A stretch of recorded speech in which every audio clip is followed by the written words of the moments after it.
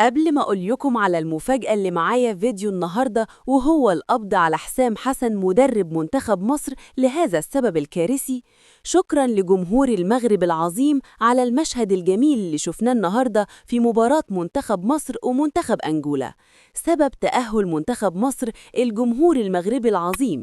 بنعتذر لكم عما حدث من حسام حسن مدرب منتخب مصر اللي تم القبض عليه اليوم لهذا السبب الكارثي اللي هقوله لكم في فيديو النهاردة.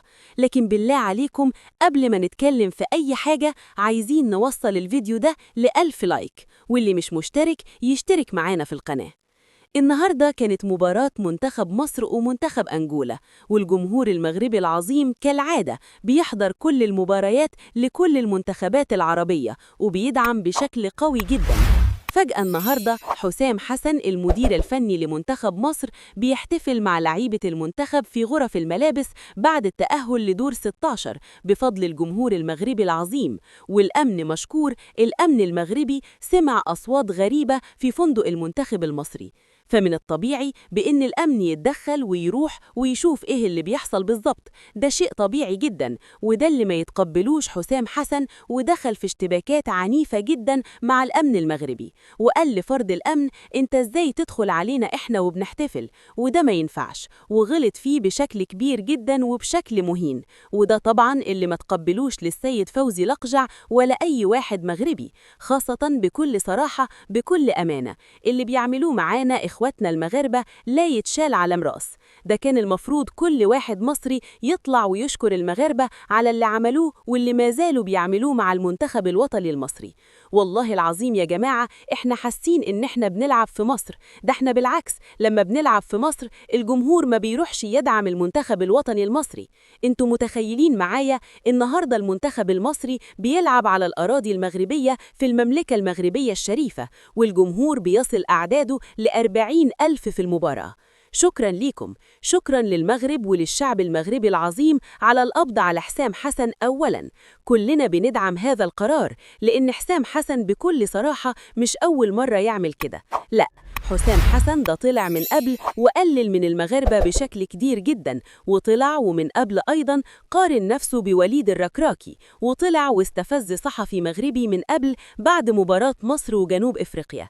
تخيلوا معايا صحفي مغربي بيسأله بكل أدب وبكل احترام وبيقول له يا كابتن انت شايف مين الأقرب للفوز باللقب؟ حسام حسن قال لي للصحفي المغربي أولا انت مغربي؟ قال له أنا مغربي. قال له انت تفتكر ان انا هقول المغرب؟ قال له كابتن قول اللي انت عايزه، انا بقول لك من وجهة نظرك. قال له لا، انا شايف ان الجزائر ومصر هيصلوا للمباراة النهائية. قال يعني ان انتوا مش بترشحوا المغرب ولا كمان السنغال. قال له لا، الجزائر حاليا افضل منتخب في كأس افريقيا، ولكن ركز، قال له ولكن يبقى في عدالة وكل منتخب ياخد حقه. قال لي يعنيها كابتن في عدالة؟ انت شايف ان في حاجة في البطولة؟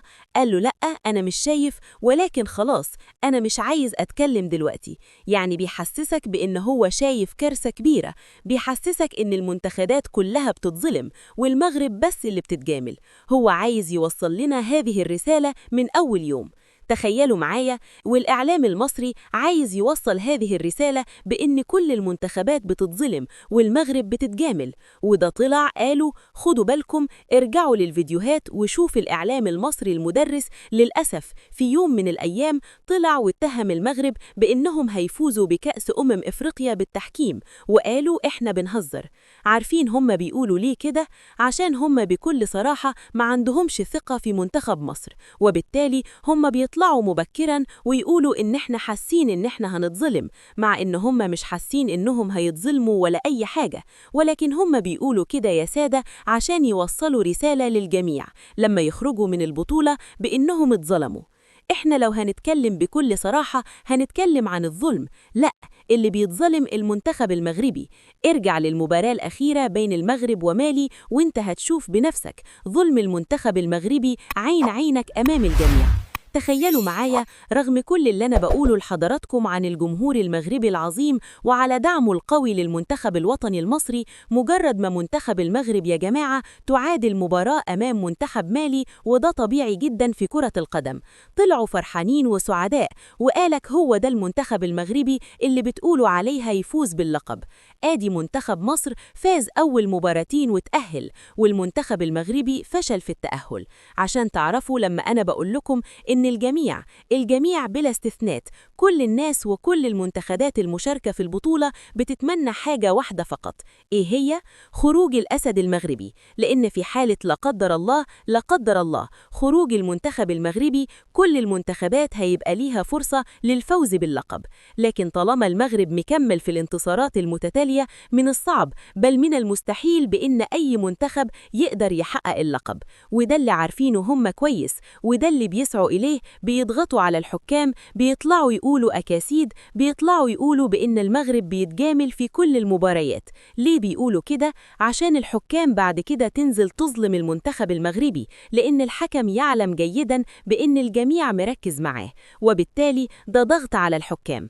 على الرغم إنه عايز أقول لكم الجمهور المغربي ما بيفرقش ما بين تونس أو مصر أو الجزائر أو جزر القمر أو منتخب السودان.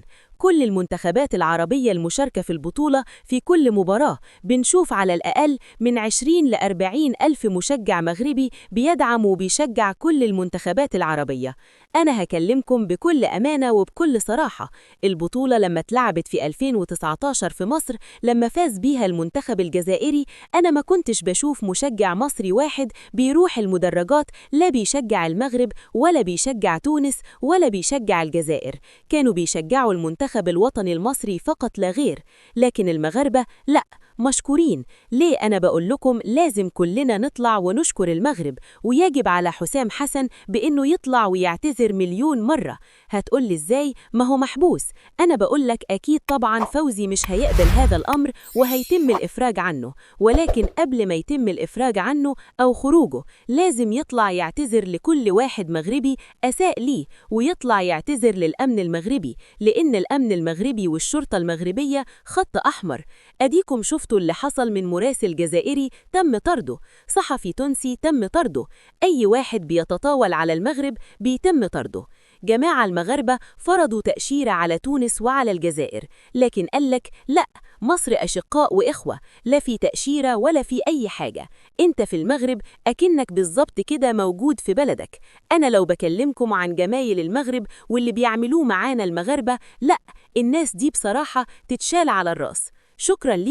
شكرا ليكم مليون مرة على اللي بتعملوه مع المنتخب الوطني المصري. وأنا ما أقول لكم للمرة التانية، حسام حسن مدرب منتخب مصر، فعلا مدرب منتخب مصر، ولكن اللي حصل منه ده تصرف فردي، لأن شفت بصراحة بعضا من الجمهور المغربي بيهاجم في مصر والشعب المصري، حقكم، ولكن أنا بقول بيمثل نفسه، زي ما ميدو ورضا عبد العال طلعوا قللوا من المغرب وطلعنا وضحنا. النهاردة أنا بقول لكم كمان أي واحد يقلل من المغرب لا، هو مش محسوب على المصريين، لأن إحنا كشعب مصري بنعشق المغرب والشعب المغربي العظيم. تحيا مصر وديما مغرب، وأشوفكم في فيديو جديد.